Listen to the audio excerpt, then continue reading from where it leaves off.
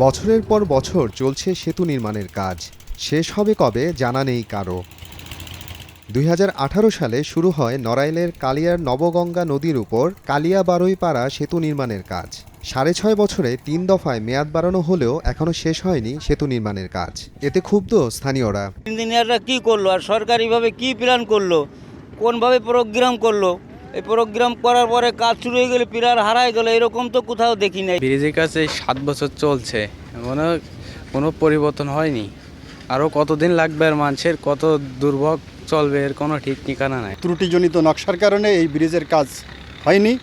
আমরা আশা করছি যে দ্রুততার সাথে ব্রিজের কাজ শেষ হবে এবং আমাদের যাতায়াতের জন্য আমরা সুবিধা পাবো। স্বাস্থ্য কমপ্লেক্স, থানা, অফিস, আদালত সব কিছু নদীর উপরে। আমাদেরও যেরকম ভোগান্তি হয় ততটা ওপারের লোকেরও ভোগান্তি হয়। প্রতি বছর এখানে নৌকাডুবিতে অনেক লোক অনেক ক্ষতিগ্রস্ত হচ্ছে।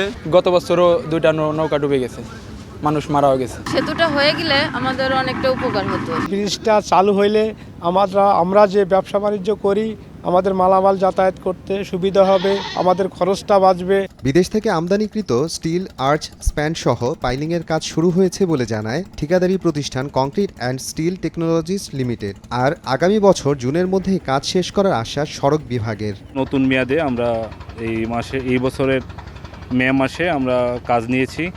এখন আমাদের কাজের অংশ হচ্ছে পাইলিংয়ের কাজ অলরেডি চলমান। আমরা পাইলিংয়ের কাজ কিছুদিনের মধ্যে শেষ করে দিব। আর আরেকটা পার্ট হচ্ছে স্টিল পার্ট।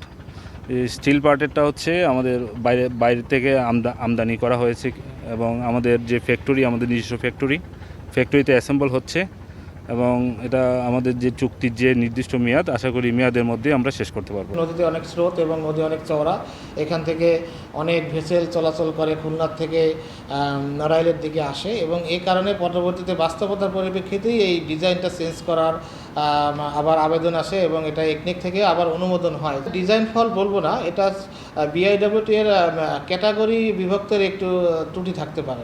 সড়ক বিভাগের তথ্য মতে 651.83 মিটার দীর্ঘ ও 10.25 মিটার প্রস্থের পিসি গার্ডার সেতুটির নির্মাণে চুক্তিমূল্য 65 কোটি টাকা থাকলেও দফায় দফায় মেয়াদ বাড়িয়ে আর নকশা জটিলতায় নির্মাণ ব্যয় ঠেকেছে 135 কোটি টাকায়।